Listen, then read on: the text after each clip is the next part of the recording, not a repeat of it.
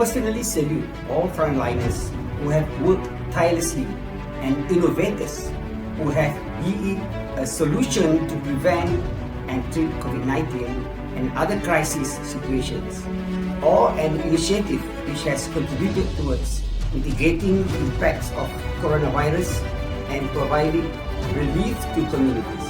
I have observed abundant creativity and innovation emerging at the national, institutional, organizational, and individual levels for the past year.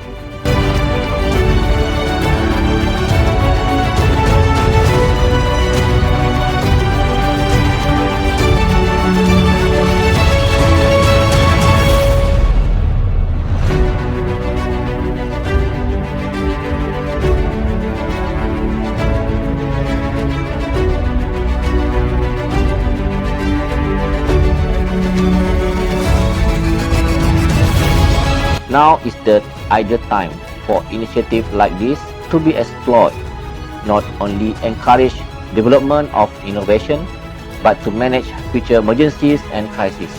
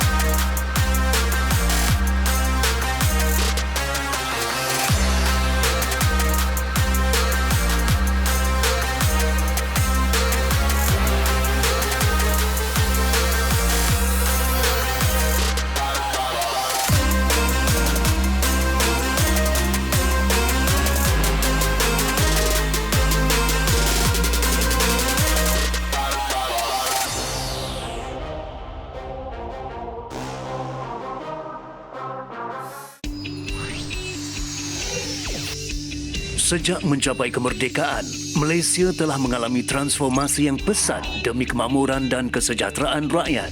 Sektor kesihatan, antara sektor terpenting negara, sentiasa berhadapan dengan pelbagai isu dan cabaran dalam era globalisasi ini.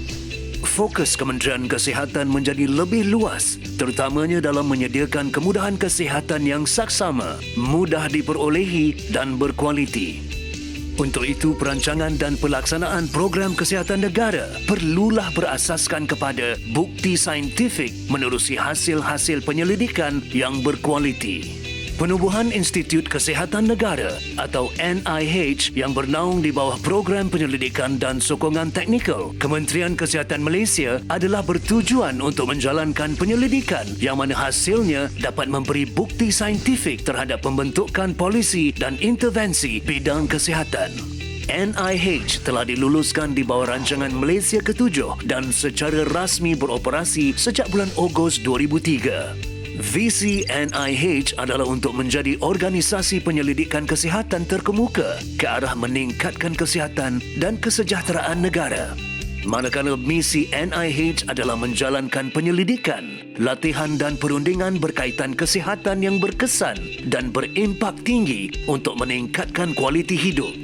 Selain itu, NIH juga bertanggungjawab untuk mentadbir dan menguruskan penyelidikan di negara ini untuk menangani isu-isu kesihatan nasional.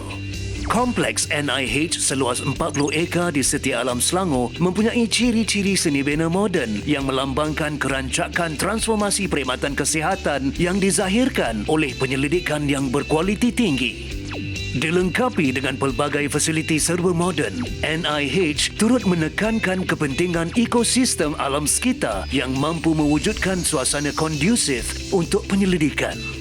Kompleks NIH menempatkan sebanyak 6 buah institut yang mempunyai pengkhususan dalam bidang penyelidikan masing-masing.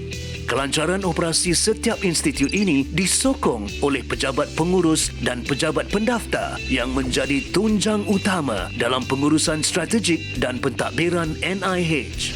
Institut Penyelidikan Perubatan atau IMR merupakan institut penyelidikan biomedical tertua di Malaysia yang diwujudkan sejak tahun 1900 oleh Kerajaan British. Ketika itu, ia dikenali sebagai Institut Pathology di Kuala Lumpur.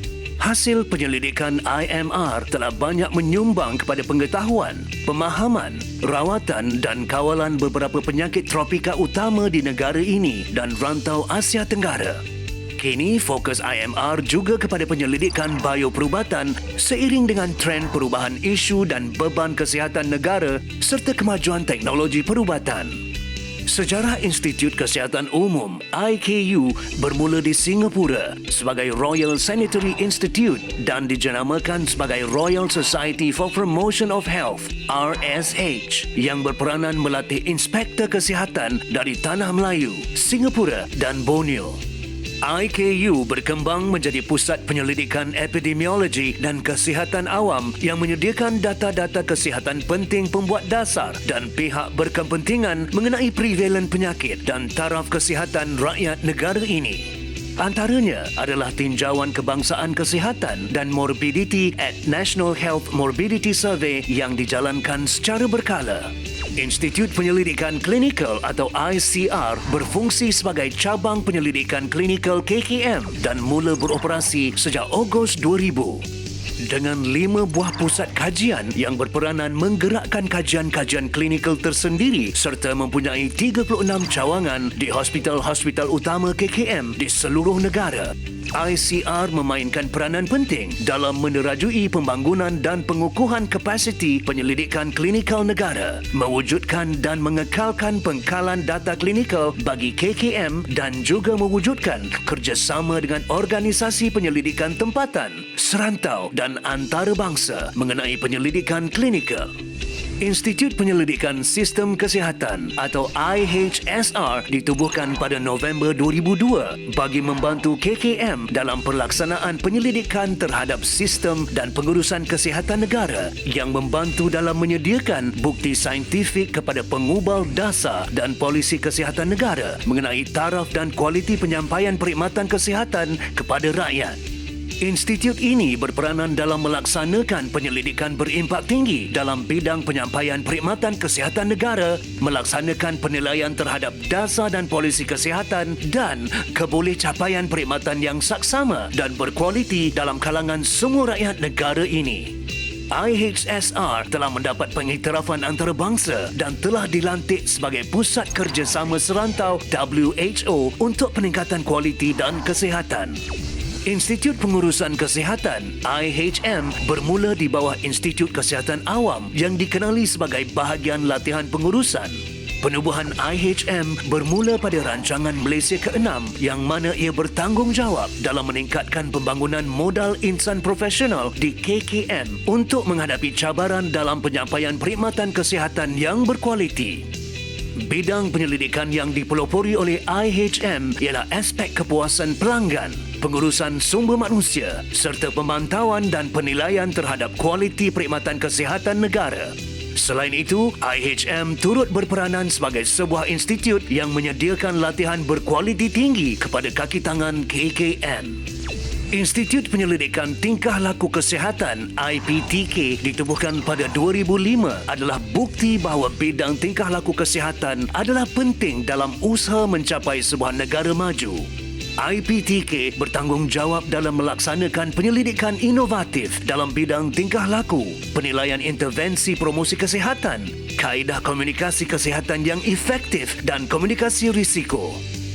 Penyelidikan yang dilaksanakan oleh penyelidik-penyelidik di NIH bukan sahaja telah memperbaiki penyampaian kesihatan kepada rakyat Malaysia, namun telah turut mendapat pengiktirafan di dalam negara dan di peringkat antarabangsa.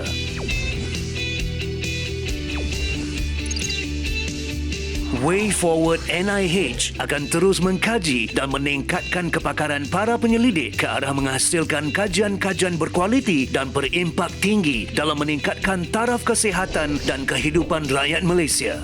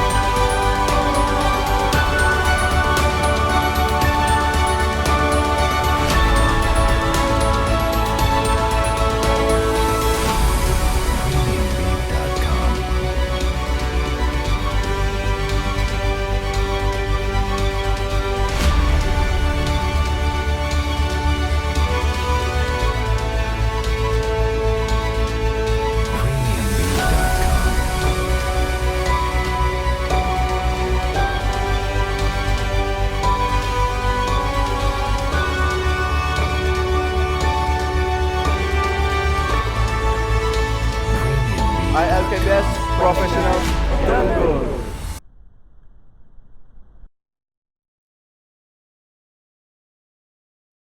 Ladies and gentlemen, our next lined up program is a knowledge sharing session. Please enjoy. COVID-19 pandemic has put social and economic pressure on all of us. The virus has so far claimed millions of lives.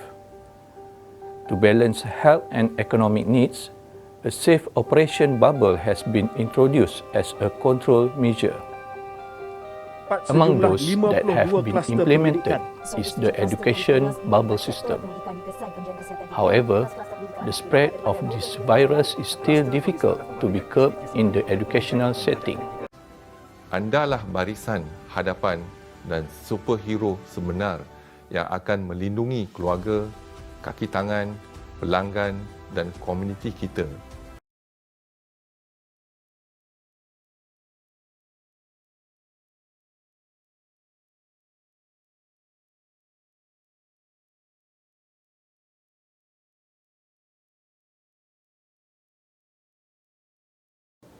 Assalamualaikum warahmatullahi wabarakatuh, and hi everyone.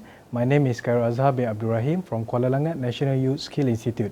Today, I'm going to talk about application of digital technology in COVID-19 pandemic planning and response, and this is based on a case study on the use of COVID-19 quarantine management system or CQMS system in education safe operating bubble.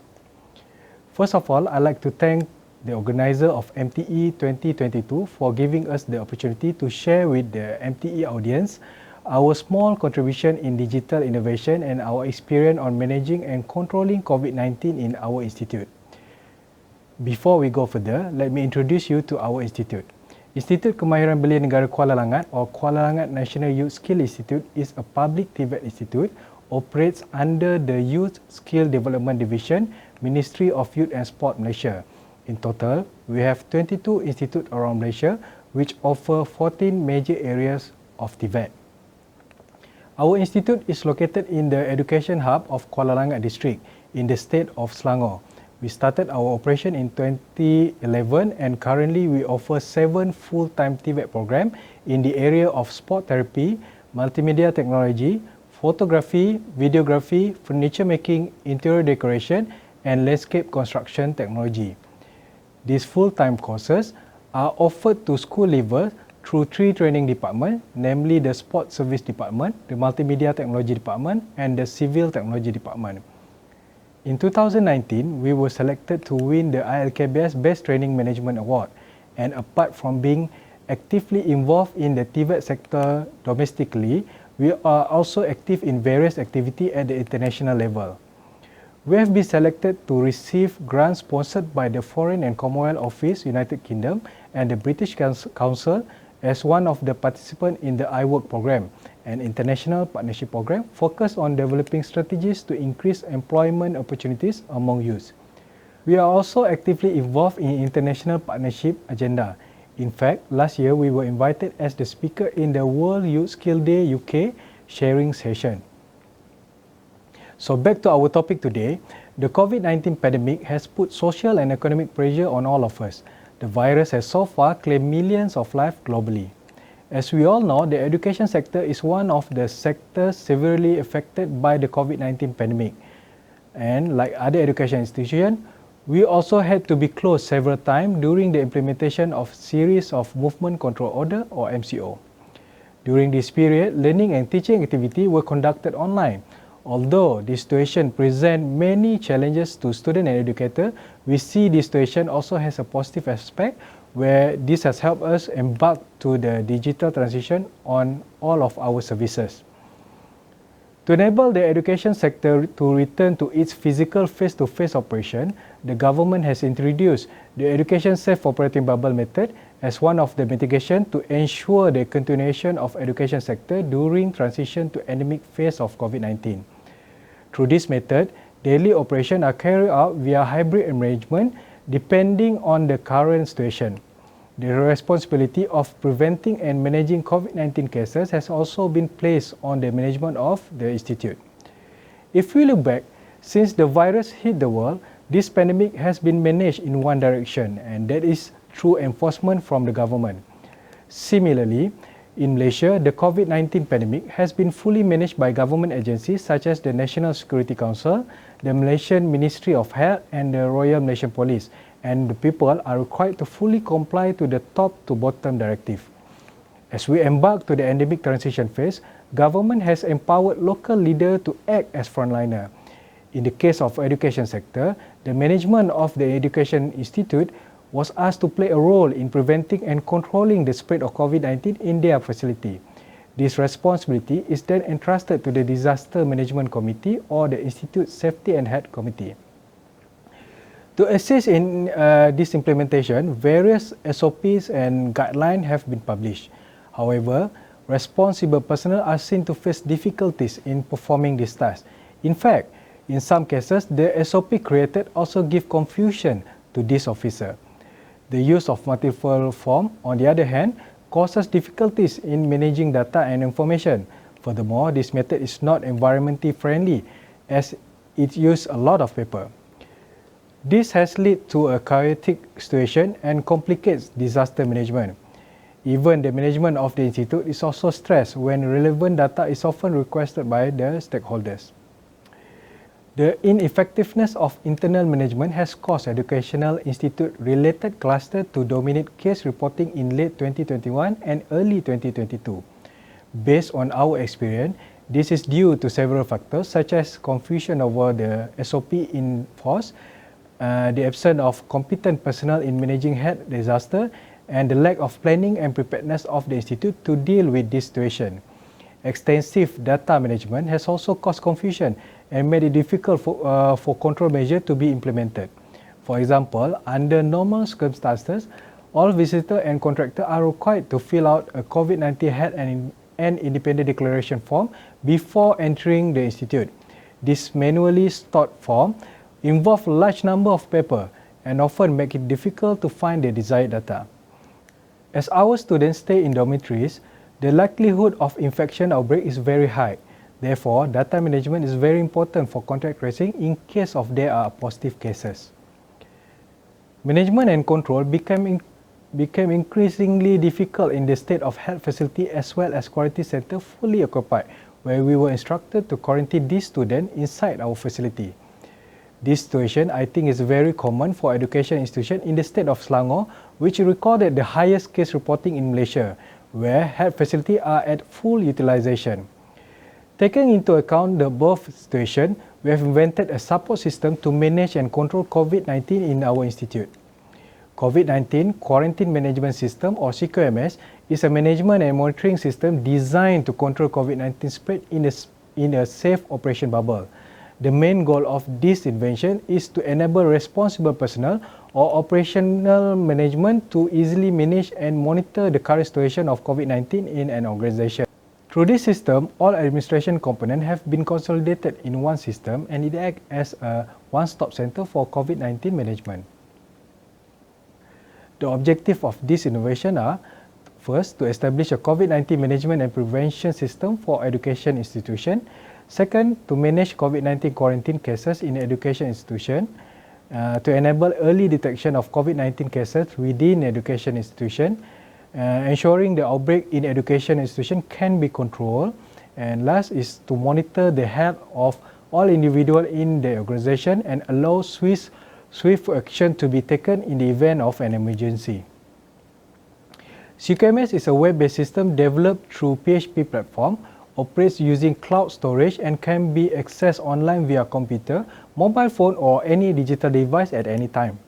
Compared to existing systems, CQMS allow the pandemic to be controlled at the local organization and community level. This in turn strengthen control at the grassroots level and help ease the burden on our frontliner. In comparison, the Malaysian government has used two main systems to control the spread. However, administrative access is only managed by the agency, making it difficult for control to be exercised by local organizations. CQMS, on the other hand, was created for the use in secure operation bubble, where it can be accessed by internal administrator. There are three main phases involved in the development of this innovation.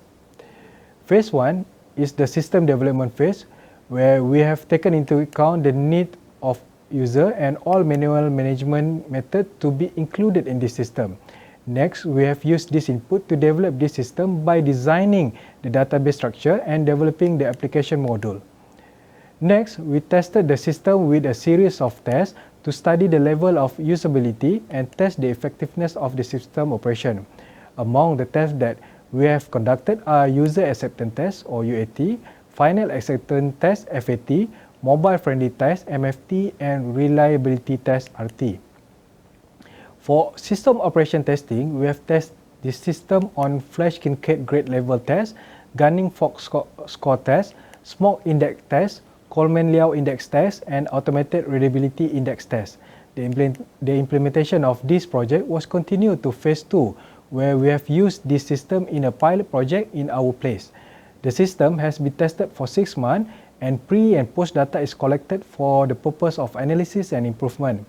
Through the data obtained in the phase 2, we have continued the development of this system to phase 3. In this phase, we have upgraded the system with additional module, and based on its effectiveness, we have expanded the use of this system to other education institutions. In total, CQMS is equipped with 16 main functions, and among them are quarantine management, notification of symptoms, positive cases and close contact, notification of group with comorbidities, individual symptom and health report, and issuance of visitor health declaration digital pass.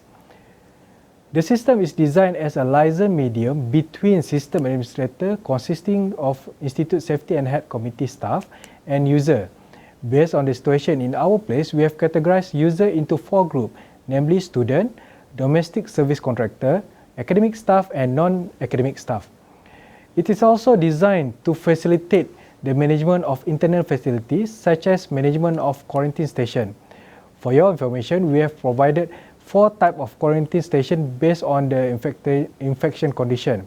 In total, we have 17 quarantine stations which can handle up to 300 occupants.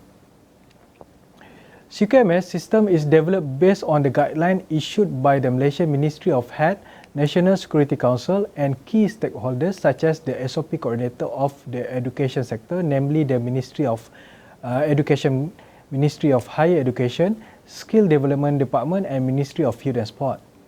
As a holistic management system, we want to ensure that the system is user-friendly. Therefore, we have designed it to be compatible and can operate with any digital device, regardless of whether it operates using Android, IoT, or Windows. We also take into account the current aspect of COVID-19. Therefore, we also want to ensure that this system is able to focus to those with comorbidities, as well as its ability to prevent cases of brought-in death or BID. Through CQMS, all individuals in the secure operating bubble are required to register with the system by entering their personal and health information. If self-quarantine is required, the individual undergoing quarantine will make a daily health status report. In addition, the list of close contact can also be tracked quickly through the report. CQMS will also provide notification of vulnerable group, especially individuals with comorbidities. This allows for appropriate protection to be provided to this group. If the individual health level deteriorates, the administrator can take prompt action for emergency treatment in a health facility. CQMS also eases the burden of health worker, as the report generated from CQMS contain the patient personal and health information on comorbidities or medical needs, allergies, and chronology of daily symptoms. Through the CQMS dashboard, statistics on vaccination, user, and cases can be seen. Therefore, we can provide this data to stakeholders or government agencies simultaneously when required. CQMS is also equipped with a premise security control module to prevent transmission from outside into operating bubble and from inside to local community. Through this module, all visitors or contractors are required to make an application and free from COVID-19 symptom declaration. Individuals who obtain permission will be given a digital health declaration pass and are required to show it at the entrance to enable them to enter our premise. Through this module as well, work from home order as well as return to work permission can also be generated. This greatly helps to manage the welfare aspect of all the individuals affected. So let me share with you how the system works. User will be required to register with this system to enable them to use this system. For frequent user, we will ask them to create a shortcut icon on their phone home screen. Then, they will be asked to fill in personal information as well as personal health information such as vaccination status, history of comorbidities or allergies. System administrator can view user registration statistics as well as information regarding positive cases or vaccination status in the dashboard of this system. In accordance with the current situation and instruction from the Ministry of Health Malaysia, compulsory quarantine will be implemented when students return back after semester break or when new intake student registration or when there is a case of outbreak. So, when quarantine is implemented, user will be activate the self-quarantine module and they are required to enter their daily health status on a daily basis. This data are then used for analysis by the system administrator so that swift action to prevent and control COVID-19 cases can be taken. Administrator can also analyze the progress of individual health level and check if symptoms are getting worse or improving. Administrator can make notes in the daily log for case management reference. Based on CQMS report, swift action can be taken by the institute administrator to isolate, contact tracing or set up emergency treatment with local health facility. Result from phase 1 pilot test shown that CQMS successfully managed and control contagion in the operation bubble. It also successfully protect vulnerable group with comorbidities. At-risk cases can be detected as early as the first day. CQMS have also been tested to be user-friendly and suitable for the target age group. With the success of phase 1 pilot test, this innovation has expanded its use in phase 2. We have received requests from various institutions to use this system. Currently, CQMS has been used by 10,695 users in 24 higher education institutions. To support administrators at other institutions, training and support sessions are often held online. User manuals are also distributed to system administrator and users to assist them in using this system. So CQMS has tremendous potential in the prevention of other infectious diseases as well. CQMS is also suitable for use in other operating bubbles such as industrial and sport bubble. For us, CQMS has clearly proven to be effective in micromanaging COVID-19 pandemic and helping to ease the burden on government. Although some parties have expressed interest in buying it, as our social responsibility, we do not sell this CQMS system. Interested organizations only need to pay the cost of administration and cloud database subscription, which is estimated at 500 ringgit per year. CQMS is very useful and helps us a lot, especially when self-quarantine need to be implemented in our facility in the case of health facility and quarantine center fully occupied. Moving forward, we are in the middle of integrating this system for the use in other economic sector. Moreover, we are upgrading the system so that it is also suitable to be used in the management of other infection disease. CQMS enable effort to prevent COVID-19 from the community level to be realized. We believe that CQMS has successfully helped toward the digitalization of the national health sector. With CQMS, we definitely believe we can beat COVID-19. If you're interested to collaborate with us or if you have anything to ask, you can email us via the address here. Thank you very much everyone for your time.